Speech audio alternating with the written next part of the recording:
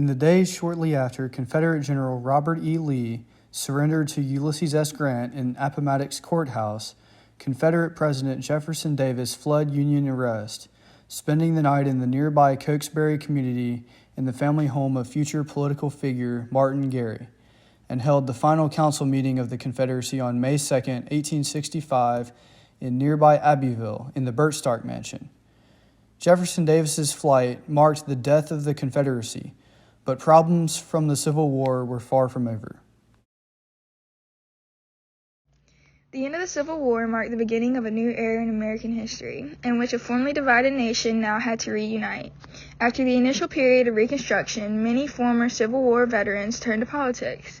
Men such as Ulysses S. Grant, previously of the Union Army, and Martin W. Gary, previously of the Confederate Army, both became active politicians on both sides of national and state level. Historians use the term lost cause to describe the general attitude both Southerners and Northerners adopted towards the Civil War, which deemed both Union and Confederate sides as having fought for valiant reasons.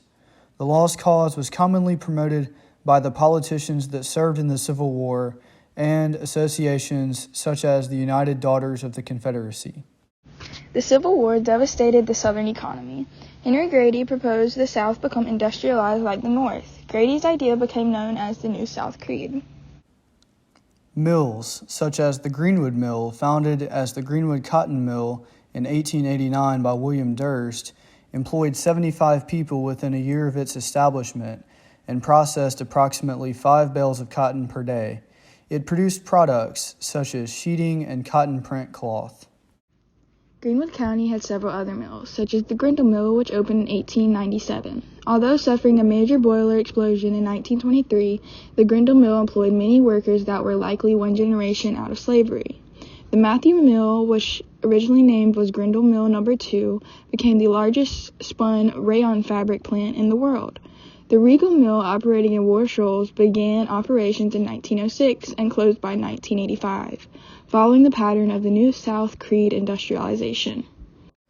Steam-powered locomotives, such as the Rockton and Ryan No. 19, currently on display at the Railroad Historical Center here in Greenwood, powered the industrialization of the South as promoted by Henry Grady and his New South Creed.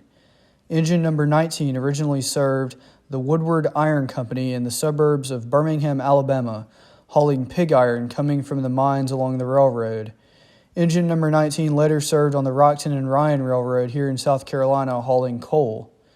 Resources such as pig iron that could be turned into steel and coal used to power other steam engines both drove the Industrial Revolution. As Southern culture became increasingly segregated, schools for African Americans, such as the Brewer Institute here in Greenwood, began to appear. The Brewer Hospital, located on the campus of the Brewer Institute, allowed the African American community of Greenwood to access medical care. An example of the growing racial divide, especially when it came to the ballot box, can be seen in the horrible Phoenix riot of 1897 here in Greenwood. On Election Day, November 8, 1898, a white landowner named Thomas Taubert set up a box to collect affidavits for African Americans that had not been allowed to vote in the election outside of Watson and Lake's General Store.